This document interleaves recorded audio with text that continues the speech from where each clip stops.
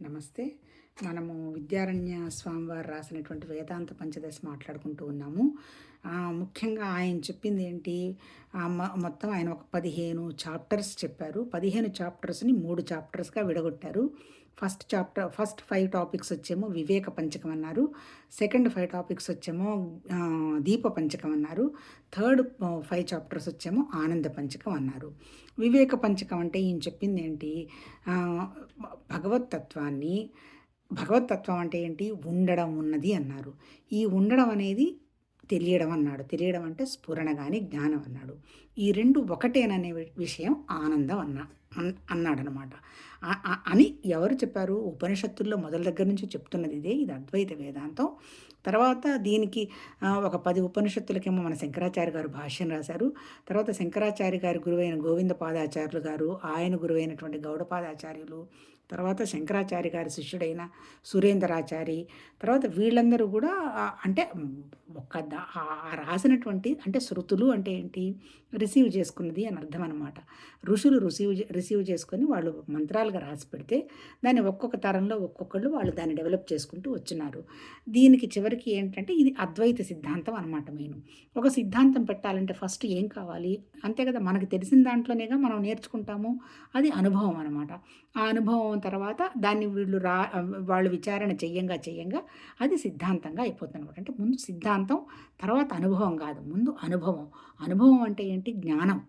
దాని తర్వాత సిద్ధాంతం. మొత్తం మీద వీళ్ళు అది రిసీవ్ చేసుకొని అది రాసిపెట్టడం జరిగింది. దానికి మనకిప్పుడు ఈయన విద్యారణ్య గారు దాదాపు 700-800 సంవత్సరాల నాడు మన కర్ణాటకలో హరిహర్రాయలు బుక్కరాయలు కాల దగ్గర మంత్రిగా ఉండేవాడు. తర్వాత తన రాజ్యం విస్తరణ అవన్నీ అన్నీ అయిపోయిన తర్వాత సన్యాసాశ్రమంలాగా స్వీకరించి ఇది ఇంకో రెండో పని పెట్టుకోకుండా ఈ ఉపనిషత్తులకు సంబంధించిన పుస్తకాలు, తర్వాత వ్యాసుడు రాసినటువంటి అష్టాదశ పురాణాలు, తర్వాత భాగవతం, ఇంకా చెప్పాలంటే ఆయన అంటే అన్ని సిద్ధాంతాలు చివరికి ఏంటి? బౌద్ధం, జైనిజం, ఆ తర్వాత కపిల సాంఖ్య సిద్ధాంతం, తర్వాత పతంజలి సిద్ధాంతం, తర్వాత లౌకికవాదం, తర్వాత కర్మవాదం, అన్ని వాదాలు విచారణ చేసేసి ఆయన ఈ పుస్తకం రాయడం జరిగింది. ఇది ఆల్మోస్ట్ ఆల్ మన సనాతన ధర్మానికి సంబంధించి అన్ని వ్యవహారాలు ఇందులో ఉన్నాయన్నమాట. ఇందులో ఏంటి? ఆయన ఫస్ట్ చెప్పింది తత్వ వివేకం అని చెప్పాడు. పంచకోశ వివేకంలో 5 టాపిక్స్ ఉన్నాయి. ఫస్ట్ తత్వ వివేకం, తర్వాత మహాభూత వివేకం, 3 వచ్చి పంచకోశ వివేకం, 4 వచ్చి ద్వైత వివేకం, 5 వచ్చి మహావాక్య వివేకం అన్నాడు. తత్వ వివేకం అంటే ఏంటి? పరమాత్మకు ఒక అడ్రస్ ఉండాలి కదా, ఎక్కడ ఆయన అడ్రస్ ఏంటి అనే మాట చెప్తాడనమాట. ఆయన అడ్రస్ ఏంటి? సత్ చిత్ ఆనందం. సత్ అంటే ఉండడం, అంటే ఉన్నది కాదు, ఉండడం. ఎలా ఉన్నది? బ్రహ్మాండంగా ఉన్నది, అంటే బాహ్యంగా కనపడుతున్నట్టు ఉన్నది. ఎటువంటి వాటిట్లో ఉన్నది? పంచభూతాలు. పంచభూతాలు ఏంటి? ఫస్ట్ ఆకాశం, అంటే శూన్యంగా ఉన్నది, ఒకటే తత్వం ఉన్నది, శబ్దం. అందులో నుంచి గాలికి వచ్చి 2 తత్వాలు ఉన్నాయి, అంటే స్పర్శ అనమాట. స్పర్శ ఉంది, అదికి సౌండ్ వినపడుతుంది, గాలి కూడా. మూడోది వచ్చి అగ్నితత్వం. దీనికి ఎన్ని క్వాలిటీస్ ఉన్నాయి? 3 క్వాలిటీస్ ఉన్నాయి. ఏంటి? శబ్దం ఉన్నది, స్పర్శ ఉన్నది, వినపడుతున్నది. మూడోది అగ్నితత్వం ఉన్నది. అంటే ఏంటి? రూపం అనమాట. కంటితో చూడగలిగేటువంటి శక్తి. అగ్నిని చూస్తాం, కనపడుతుంది కదా, గాలి కంటికి కనపడదు, ఆకాశం కూడా కనపడదు. తర్వాత 4వది వచ్చంటే జలం. ఈ జలానికి ఏమున్నాయి? 4 క్వాలిటీస్ ఉన్నాయి. ఏంటి? ఈ 3తో పాటు జలంకి రుచి కూడా ఉంది, అంతే కదా. 5వది వచ్చి భూమి. భూమికి ఉన్నది ఏంటి? 5 తత్వాలు ఉన్నాయి భూమికి కూడా. అంటే ఈ పైన ఉన్నటువంటి శబ్దం ఉన్నది, 2వది గాలితత్వం ఉన్నది, 3వది వచ్చి అగ్నితత్వం ఉన్నది, 4 మట్టి నోట్లో పెట్టుకుంటే రుచి ఉంటుంది, 5వది వచ్చి ఘటం. అంటే ఈ 4 కానిది గట్టి భూమికి ఉన్నది ఏంటి? గట్టితనం అనమాట. తర్వాత గ్రావిటేషన్ ఏదన్నా వచ్చి భూమి మీద పడుతుంది. వీటిని పంచభూతాలు అన్నారు. ప్రతి భూతంలో అంటే ఏంటి? భూమిలో 5 తత్వాలు ఉన్నాయి, అగ్నిలో 5 తత్వాలు ఉన్నాయి, నీళ్లలో 5 తత్వాలు ఉన్నాయి. అట్లాగే ఆకాశంలో మాత్రం ఆకాశంలో కాదు, వాయువులో తత్వాలు. అంటే ఏంటి? దీన్ని పంచీకరణ అంటారనమాట. అంటే 5 తత్వాలు ఉన్నదాన్ని దీన్ని బ్రహ్మాండం అంటాడనమాట. అది సత్ అనమాట. అంటే ఏంటి? ఇవన్నీ కూడా ఉన్నదిగా అనిపిస్తున్నది, కానీ ఈ ఉన్నది ఎట్లా ఉన్నది? ఆ భగవతత్వం వల్లనే, ఆ చైతన్యం వల్లనే ఉండడం ఉన్నది. ఇది సత్ అని చెప్పాడు. ఇంకా రెండోది ఏంటి? రెండోది వచ్చి చిత్. చిత్ అంటే ఏంటి? స్ఫురణ. జ్ఞానం. ఈ ఈ స్ఫురణ జ్ఞానం ఎవరికి తెలుసు? ఇప్పుడు నా శరీరం తీసుకుందాము. ఈ శరీరం ఏంటి? పంచభూతాలతో తయారైన శరీరం. ఈ భూమి తత్వం ఘటం. గట్టిగా కనపడుతుంది కదా! ఆకారం కనపడుతుంది కదా! తర్వాత దీన్ని ఈ ఆకారం కనపడే దాన్ని ఏమంటున్నాము? దీనికి అన్నమయ కోశం అంటున్నాం. రెండోదేంటి? ప్రాణం ఉన్నది. దాన్ని స్వాధిష్టాన చక్రం ప్రాణమయ కోశం అంటున్నాం. మూడోదేంటి? దీనికి ఒక మనస్సు అహం ఉందనమాట. నేను సో అండ్ సో అది ఉంది. దాన్నొచ్చి మనోమయ కోశం అంటున్నాం. తర్వాత నాకు ఒక బుద్ధి ఉంది. లోపల ఏం జరుగుతుంది? నేను ఎలా ఆలోచిస్తున్నాను? ఎలా మాట్లాడుతున్నాను? అవన్నీ నాకు తెలుసు. దాన్ని విజ్ఞానమయ కోశం అన్నాడు. నిద్రపోతున్నప్పుడు సుషుప్తి స్థితిలో ఆనందంగా, హ్యాపీగా ఏమి ఒళ్ళు తెలియకుండా నిద్రపోతాం కాబట్టి ఆనందమయ కోశం అన్నాం. ఈ 5 తత్వాలు 5 కోశాలున్నాయి. ఇదే పరమాత్మ తత్వం అక్కడేమో బాహ్యంగా ప్రపంచం అయితే అంతే కదా! జగత్తయితే అంటే ఏంటి? పంచభూతాల మీద ఉన్న రాళ్ళు, రప్పలు, కొండలు, కోనలు, జంతువులు, పురుగులు అన్నీ ఉన్నాయి కదా! సృష్టి అంతా ఉంది కదా! అంటే ఏంటి? సృష్టి అంటే సృష్టి జరగల. ఎవరు కూర్చొని అవి ఇవి పెట్టుకొని ఎవరు తయారేం చెయ్యలే. సృష్టి వ్యక్తమైంది. దానికి కారణం ఏమంటాడు? ఈశ్వరుడు, మళ్ళీ మాయ అంటాడు. ఇవన్నీ కూడా చివరికి ఏం చెప్తాడు? అంతా కల్పనలే అని అంటాడు. అది వేరే విషయం. ఇప్పుడేంటి? అలా వ్యక్తమైందేమో సత్తు. ఇలా మన మనసు ద్వారా వ్యక్తమైందేమో చిత్తు. అంతే కదా! వీటిని ఇవి కోశాలంటాడు. అంటే ఇవి కూడా లేవు. సత్తు లేదు, చిత్తు లేదు. ఉన్నదంతా ఒకటే పరమాత్మ తత్వం అనేటువంటి విషయం అల్టిమేట్‌గా చెప్తాడు. సో, ఇప్పుడు చిత్ అంటే ఏంటి? జ్ఞానం. అది దాని గురించి కోశాల్లో చెప్పాడు. మూడోదొచ్చి ఏం చెప్పాడు? ద్వైత వివేకం చెప్పాడు. ద్వైత వివేకం అంటే ఇప్పటిదాకా మనమేమనుకుంటున్నాము? ఈశ్వరుడు సృష్టి చేశాడు, మాయను పట్టుకొని చేసున్నాడు, అది ఇది అని అంటాడు. ఈయనేమంటాడు? ఈ ద్వైతం ఇదంతా లేదు. ఉన్నదంతా ఒకటే పరమాత్మ తత్వం. ఇన్ని లేవు. కాకపోతే ఏంటి? అలా నీకు అంటే ఇప్పుడు ఒక సపోజ్ ఆయన ఉదాహరణ ఏం చెప్తాడు? ఒక శిల ఉంది. ఆ శిల మీద ఒక కప్ప బొమ్మ, ఒక పాము బొమ్మ వేసుంది. పాము నోట్లో కప్ప పెట్టుకొని ఉన్నట్టుంది. ఇప్పుడు చివరికి అంతా మాయ అన్నప్పుడు కప్ప, పాము లేదనుకో ఉండేది శిలే కదా! అంటే ఒక పరమాత్మ తత్వమే ఉంది. అంటే ఏంటి? జగత్తు, జీవుడు, ఈశ్వరుడు కూడా ఇదంతా కూడా ఉన్నట్టు కనపడుతున్నాయి అన్నట్టు ఆయన చెప్పదలుచుకున్నాడు. అది ద్వైత వివేకంలో చెప్పాడు. అంటే ద్వైతం లేదు, ఉన్నది ఒకటేనని ఎక్స్‌ప్లెయిన్ చేస్తాడు. తర్వాత ఇంకోటి ఏం చెప్పాడు? మహావాక్య వివేకం అని లాస్ట్ చాప్టర్ చెప్పాడు. మహావాక్య వివేకం ఏంటి? ఉన్నదంతా భగవతత్వమేనని ఉపనిషత్తులు 5 మన మొత్తం ఉపనిషత్తుల సారమంతా వేదాలు 4 వేదాలు. ఒక్కొక్క వేదంలో ఒక్కొక్క ఉపనిషత్తులో నుంచి ఒక్కొక్క వాక్యం తీసుకొని చెప్పారనమాట. ఫస్ట్ ఏంటి? ప్రజ్ఞానం బ్రహ్మ. అంటే ఏంటి? మన యొక్క ప్రజ్ఞే బ్రహ్మతత్వం బ్రహ్మంగా వ్యాపించున్నది అంటాడు. రెండోదొచ్చి ఏమన్నాడు? అహం బ్రహ్మాస్మి అంటాడు. అంటే ఏంటి? కనపడుతున్నదంతా అదొకటే, ఇంకొకటి లేదు అని. 3 తత్వమసి అంటే ఇది, అది అంతా ఉన్నది ఒకటే అంటాడు. లాస్ట్‌లో వచ్చి అయమాత్మ బ్రహ్మ. అంతా బ్రహ్మమే అని చెప్పి చెప్తాడు. ఈ 5 మహావాక్యాలు చెప్పాడు. అంటే ఏంటి? ఈ ఫస్ట్ చాప్టర్ అంతా ఏంటి? ఇదంతా సత్, చిత్, ఆనందం. దానికి మళ్ళీ క్రియేషన్ వచ్చేటప్పటికి ఏంటి? అస్థి, భాతి, ప్రియం అని ఇంకోటి అంటాడు.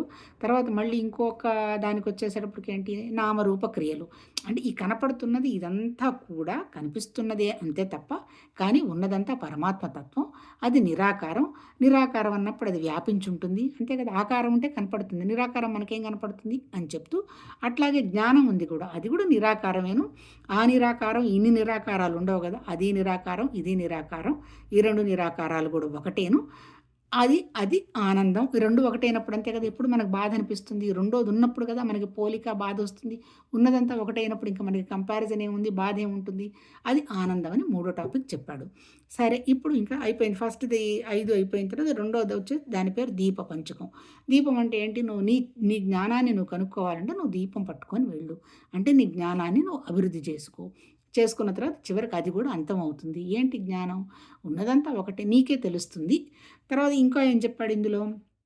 అందరూ చెప్పిన సిద్ధాంతాలన్నీ డిస్కస్ చేశాడు ఆల్మోస్ట్ ఆల్. అన్నీ చెప్పి చివరికి అద్వైతంలో ఆయన ఏం చెప్తాడు? అంటే పరమాత్మ తత్వమే జీవత్వంగా వచ్చున్నది. ఇదంతా కూడా ఒక రకమైన మాయ. ఈశ్వర సృష్టి లేదు, జగత్తు సృష్టి లేదు.